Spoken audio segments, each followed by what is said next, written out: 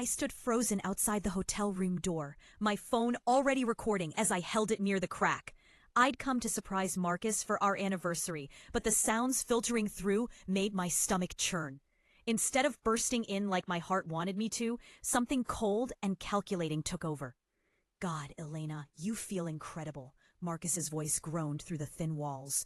Better than my sister? Elena's breathless laugh was like a knife to my heart. I told you she was too uptight for you. She's nothing compared to you. I can't wait to get her money and dump her pathetic ass. My hand trembled slightly as I kept recording, but I forced myself to stay silent. 2 years. 2 years I'd been planning to marry this man, and my own sister had been sleeping with him behind my back. When are you going to break it off with her? Elena's voice was clearer now. After the wedding. Once I have legal access to her trust fund. Then we can disappear together, baby. What if she finds out? She won't. Aria's too trusting, too naive. She sees what she wants to see.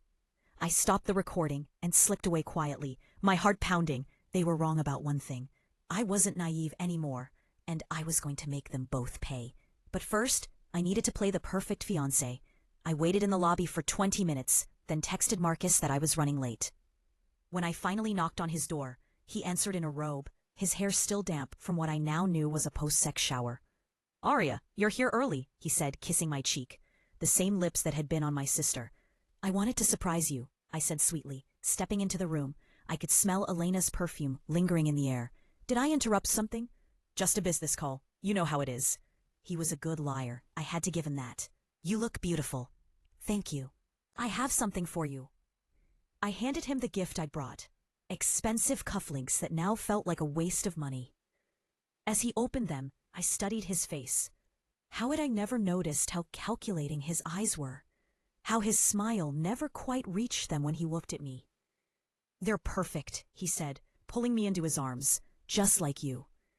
The irony made my skin crawl, but I smiled and let him kiss me, already planning his destruction. The next morning, I was having coffee at my usual cafe when someone slid into the seat across from me. I looked up to find a pair of intense green eyes studying me with an unreadable expression. "Damian Cross," he said simply, as if that explained his presence. "I remember you," I said, though this man bore little resemblance to the quiet boy from high school. He was all sharp angles now, expensive suit, perfectly styled dark hair, and an aura of controlled power that made me suddenly self-conscious. "Do you?" His voice was low, almost hypnotic. "I wasn't sure you'd recognize me." "You sat behind me in calculus. You helped me with physics." I paused, studying his face. "You disappeared after graduation." Something flickered in his eyes. Pain, regret. I couldn't tell. I had things to take care of. And now? Now I'm back. He signaled the waitress for coffee without breaking eye contact with me. "I heard congratulations are in order. Your engagement to Marcus Whitfield." There was something in the way he said Marcus's name that made me wonder what he knew. "Thank you. Are you happy?" The question caught me off guard. Most people asked when the wedding was, or commented on my ring. No one asked if I was happy. I found myself actually considering the question instead of giving the automatic response. It's complicated. Most worthwhile things are. He accepted his coffee from the waitress with a nod. "I was sorry to hear about your mother's passing last year. She was a good woman." "You knew my mother?" "She helped my family when my father died. Made sure we didn't lose our house while I was getting back on my feet." His fingers drummed once against the table. "I owed her a debt. And now you're paying it by having coffee with me?" A ghost of a smile played at his lips. Something like that. Before I could ask what he meant, my phone buzzed with a text from Marcus asking where I was. When I looked back up, Damian was studying me with those unnerving green eyes. "I should go," I said, gathering my purse. Of course. He stood when I did, old-fashioned manners I hadn't expected. "Aria? Yes? If you ever need anything." "Anything at all." He placed a business card on the table. "Day or night." I picked up the card after he left, noting it simply said Damian Cross with a phone number. No company, no title, just his name in elegant script. Mysterious didn't begin to cover it. Over the next few weeks, I threw myself into playing the perfect bride-to-be while gathering evidence. I hired a private investigator to follow Elena and Marcus. installed tracking software on Marcus's phone when he left it unattended, and began documenting their meetings. What I discovered made my blood boil. They'd been together for months, stealing money from my father's company to fund their affair. Elena had been embezzling, and Marcus had been feeding her information about my finances. But I kept smiling, kept planning our wedding, kept pretending I didn't know. "You seem distracted lately," Marcus said one evening as we reviewed catering options. "Just stressed about the wedding." "I want everything to be perfect." "It will be," he squeezed my hand. "And after we can finally start our real life together." If only he knew how true that was. It was during this time that I started noticing Damien everywhere. At the coffee shop where I met my wedding planner, in the lobby of my office building, at the restaurant where Marcus and I had dinner. At first, I thought it was coincidence. Then I began to wonder if he was following me. The thought should have been alarming, but instead I found it intriguing. The truth came out in the most unexpected way. I was working late at the office when someone tried to break into my car in the parking garage. I was fumbling for my phone to call security when a voice cut through the darkness. "I wouldn't do that if I were you." Damien emerged from the shadows like something out of a movie, and the would-be thief took one look at him and ran. "Are you all right?" he asked, approaching me slowly. Yes, thank you. My heart was racing, though whether from the attempted break-in or his sudden appearance, I wasn't sure. "What are you doing here?" "Making sure you get to your car safely. You were watching me." It wasn't a question, and he didn't deny it. "Yes." "Why?" He stepped closer, and I caught the scent of his cologne, something expensive and masculine that made my pulse quicken. "Because someone needs to." "I can take care of myself." "I know you can, but that doesn't mean you should have to." His eyes searched my face. "You're in danger, Arya." "More than you know." "What are you talking about? Your fiancé isn't who you think he is. Neither is your sister." I stared at him, my mind racing. Did he know? How much did he know? "I don't know what you mean," I said carefully. "Don't you?" He stepped closer still, close enough that I had to tilt my head back to meet his eyes. "You're too smart not to have noticed the signs. The question is, what are you going to do about it?" Before I could answer, he was walking me to my car, his hand hovering protectively at the small of my back without quite touching. "Drive straight home," he said as I got in. "Lock your doors. Damien, I'll follow you. Make sure you get there safely." And he did. I watched in my rearview mirror as his sleek black car followed me all the way to my apartment building. When I parked, he waited until I was safely inside before driving away. That night, I lay awake thinking about the intensity in his green eyes, the way he'd appeared just when I needed him, the protective way he'd watched over me. Marcus had never made me feel that safe. I couldn't stop thinking about Damien, which was dangerous. I was supposed to be focused on my revenge, not getting distracted by mysterious men from my past. But when he appeared at my coffee shop the next morning, my heart did a little skip that I couldn't ignore. "Thank you," I said as he sat down across from me, "for last night." "You don't need to thank me." "Yes, I do. And I need to ask you something." He waited, those green eyes fixed on my face. "How long have you been watching me?" "A while." "That's not an answer. It's the only one I can give you right now." I studied his face, noting the tension in his jaw, the way his hands rested carefully on the table. "You know about Marcus and Elena." It wasn't a question. And again, he didn't deny it. "How much do you know?" "Everything." His voice was quiet, dangerous. "The affair, the embezzlement, their plan to take your money and disappear." My coffee cup clattered against the saucer as I set it down too hard. "And you didn't think to tell me?" Would you have believed me? A man you barely remember from high school, appearing out of nowhere with accusations against your fiancé and sister. He was right, and we both knew it. "So instead you decided to stalk me?" "Protect you," he corrected. "There's a difference." "Is there?" Something shifted in his expression, became more vulnerable. "I've been in love with you since we were 17 years old, Arya. Watching over you isn't stalking. It's the only way I know how to keep you safe when I can't be with you." My breath caught. "You? What?" "I know how it sounds. I know you're engaged to someone else, planning a wedding, building a life. But I can't pretend anymore. Not when you're in danger." "Damien!" "I don't expect anything from you. I just need you to know that someone is paying attention. Someone cares enough to make sure you're protected." The sincerity in his voice, the raw honesty in his eyes, it made something crack open in my chest. "Why didn't you tell me?" In high school, I mean. Pain flashed across his features. Because I was nobody. The poor kid whose father was dying, who had nothing to offer the daughter of the most powerful man in town. You could have let me choose. Could I? When your father made it clear I wasn't good enough for you. When he threatened to destroy what little my family had left if I didn't stay away. I stared at him. My father did what? He called me into his office the day before graduation, told me that if I truly cared about you, I'd leave you alone. That you deserved better than someone who would only hold you back. And you believed him? I looked at my life. No money, no prospects, a dying father and a mountain of debt. And I knew he was right. So I left. I spent the next 15 years building something worthy of you. My heart was pounding. And now I own half this city. And I'm going to help you destroy the people who betrayed you. That evening, I found myself in Damien's penthouse office, still reeling from his confession. The space was all clean lines and floor-to-ceiling windows, sophisticated and powerful, like the man himself. I can't believe you kept track of all this, I said, studying the financial documents spread across his desk. I told you, I've been protecting you. That means knowing who poses a threat. I looked up at him, this man who'd been watching over me from the shadows for years. This is insane. What is? All of it. You?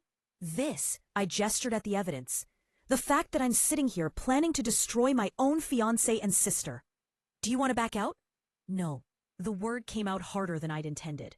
They betrayed me. They deserve whatever they get. Damien smiled, a slow, predatory expression that made heat pool in my stomach. Good. You're stronger than they ever gave you credit for. What did you have in mind? Marcus is leveraging everything on a business deal with the Kozlov Group. If that deal falls through, he'll lose everything. And you can make it fall through? I own the Kozlov Group. I blinked. You own what now? I told you I rebuilt my life. Cross Industries isn't just a company, it's an empire. And I'm going to use it to give you justice. The way he said it, the absolute certainty in his voice, made me believe him. Made me trust him in a way I'd never trusted anyone. What about Elena? She's been stealing from your father for months. I have proof. He slid another folder across the desk. Enough to put her away for years. I opened it, scanning the bank records and transaction histories. How did you get all this?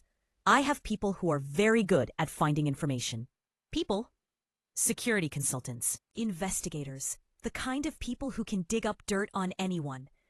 I looked at him sitting there in his expensive suit, calm and controlled, and realized I didn't really know him at all.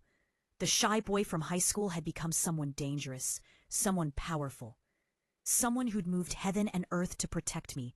Why? I asked softly. Why what? Why go to all this trouble? Why spend 15 years building an empire just to help me get revenge? He was quiet for a long moment, his green eyes studying my face. Because losing you once nearly destroyed me. I won't let anyone hurt you again. The intensity in his voice, the raw emotion he was trying so hard to control, it made my chest tight with feelings I didn't want to examine too closely. Damien, I know you don't feel the same way. I know you're with Marcus, that you love him. I don't. He stopped mid-sentence. What? I don't love him. I don't think I ever did. The admission surprised me with its honesty. I think I loved the idea of him, the security he represented, but not him. Something flickered in Damien's eyes. Hope, maybe. The question is, I continued, standing and moving closer to where he sat, what are we going to do about it? Chapter 8, The Trap. 2 weeks later, I was back to playing my role perfectly. I met Marcus for dinner, wearing the smile I'd perfected, and the ring that now felt like a shackle. You seem excited about something, Marcus said, reaching for my hand across the table. I am. I've been thinking about our future, about all the wonderful things we'll do together. Such as? Traveling, maybe starting a family. Your business deal with the Kozlov Group will give us so much freedom. Marcus preened like a peacock. It's practically a done deal. They're very impressed with my proposal. I'm so proud of you, I lied smoothly. You've worked so hard for this. My phone buzzed with a text from Damien. Phase 1 initiated. Enjoy the show. Within minutes, Marcus's phone was ringing. I watched his face change as he answered. What do you mean they're reconsidering? That's impossible. His voice rose, drawing stares from other diners. No, you listen to me. But whoever was on the other end had already hung up. Marcus stared at his phone like it had betrayed him. Problems? I asked innocently. Just a misunderstanding. I'll sort it out tomorrow. But I could see the panic creeping into his eyes. Chapter 9. Unraveling. The next morning, I arrived at my father's company early. I wanted to be there when Elena discovered her world falling apart. I found her in his office, frantically going through files. Looking for something? I asked from the doorway. Elena jumped, guilt written all over her face. Arya, I was just organizing some paperwork for Dad. Were you? Because it looks like you're trying to destroy evidence. I don't know what you mean. Don't you? I stepped into the office, closing the door behind me. The embezzlement, Elena. Did you really think you could steal from our family and no one would notice? Elena's mask slipped, revealing the venom I'd always known lurked beneath her surface. You don't know what you're talking about. Bank records say otherwise. Transaction histories, digital footprints. I have everything. You're bluffing. Am I? Check your phone. I think you'll find Marcus has been trying to reach you. Something about the Kozlov deal falling through. Elena grabbed her phone, and I watched her face crumble as she saw the missed calls and panicked voicemails. You did this, she hissed. Somehow you did this. I learned from the best, I said calmly. You taught me how to be ruthless, Elena. You just never expected me to be better at it. The sound of sirens in the distance made Elena's eyes go wide with panic. This isn't over, she said, backing toward the window. Yes, I said, as police officers appeared in the hallway. It is. Chapter 10. Revelations. That evening, I found myself on Damien's penthouse balcony again, watching the city lights twinkle below. He joined me with 2 glasses of wine. Standing close enough that I could feel the warmth radiating from his body. How do you feel? He asked. Satisfied, empty, confused. I accepted the wine gratefully. Thank you doesn't seem adequate. You don't need to thank me. Yes, I do. I turned to face him. What you did today, what you've been doing for years, no one has ever cared about me like that. Arya, I broke up with Marcus, I said quietly. Damien went very still. You did? This afternoon, after Elena was arrested. I couldn't pretend anymore. I took a sip of wine, gathering courage. I told him I knew about the affair, about the money. He tried to deny it at first, then he tried to blame Elena. What did you say? I told him he was pathetic, that he never deserved me, and he certainly doesn't deserve my forgiveness. I met Damien's eyes. Then I gave him his ring back and told him if he ever contacted me again, I'd destroy what was left of his miserable life. Pride flickered in Damien's expression. Good for you. There's something else I need to tell you. He waited, those green eyes fixed on my face with an intensity that made my stomach flutter. I've been thinking about what you said, about being in love with me since high school. Arya, you don't have to. Yes, I do. I stepped closer to him, because I think I was in love with you too. I just didn't understand it at the time. His breath caught. What are you saying? I'm saying that shy boy who helped me with physics homework, who walked me to my car, who made me feel safe, I never forgot him. And this man you've become, this mysterious, powerful man who's been protecting me from the shadows, I think I'm falling for him too. Damien set down his wine and reached for me, his hands framing my face with infinite gentleness. Are you sure? Because once I touch you, really touch you, I'm never letting you go. The possessive edge in his voice sent heat spiraling through me. Promise? Instead of answering, he kissed me. Soft at first, then deeper as I melted against him. When we finally broke apart, we were both breathing heavily. I love you, he said against my lips. I've loved you for 15 years, and I'll love you for 15 more. Show me, I whispered. And he did. Chapter 11, New Beginnings. 6 months later, I stood in my new office, the CEO's office of Blackwell Industries, which Damien had helped me wrest control of from my father's mismanagement. Under my leadership, the company was thriving. Working late? Damien asked from the doorway. I looked up to find him leaning against the frame. Jacket off, tie loosened, looking impossibly handsome. The new merger requires attention, I said, though I was already closing my laptop. The merger can wait. He walked over to me, that predatory grace I come to love, evident in every step. Your husband, however, cannot. Husband? I raised an eyebrow, though my pulse quickened. That's presumptuous. Is it? He pulled a small velvet box from his pocket, dropping to one knee beside my chair. Arya Blackwell, you are the strongest, smartest, most beautiful woman I have ever known. You're also stubborn, vengeful, and absolutely ruthless when someone crosses you. Is this supposed to be romantic? His grin was wicked. I'm getting to that part. I want to spend the rest of my life loving you, protecting you, and watching you conquer the world. Will you marry me? I stared at the ring, a perfect emerald surrounded by diamonds, elegant and unique. Just like him. On one condition, I said. Anything. No more watching me from the shadows. If you're going to be obsessed with me, I want it out in the open. Deal. He slipped the ring onto my finger and stood to kiss me. Though I should warn you, I plan to be very possessive. Good, I said against his lips. I like my men a little dangerous. Just a little? I laughed, pulling him closer. Maybe more than a little. Chapter 12, Justice and Peace. 1 year later, I sat in a courtroom as Elena was sentenced to 5 years in prison for embezzlement. Marcus had already been sentenced to 7 years for fraud and conspiracy. Elena looked smaller somehow, diminished by prison and the weight of her crimes. When the judge finished, she turned to look at me. I'm sorry, she mouthed. I nodded, feeling a complicated mix of sadness and closure. She was my sister, my twin, but she'd chosen her path. Outside the courthouse, Damien wrapped his arm around my waist, his wedding ring catching the sunlight. How do you feel? He asked. Free, I said honestly. For the first time in my life, completely free. Good, because I have plans for you, Mrs. Cross. What kind of plans? The kind that involve me worshipping my brilliant, beautiful, slightly terrifying wife for the next 60 years. I laughed, the sound lighter than it had ever been. I approve of these plans.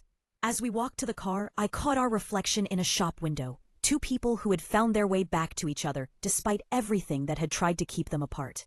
No regrets? Damien asked, following my gaze. None, I said, and meant it. The girl who had been betrayed was gone. In her place stood a woman who knew her worth, who had claimed her power, and who had found a love worth fighting for. I'd gotten everything I deserved. Justice, success, and a man who would move heaven and earth to protect me. It was more than enough. It was everything.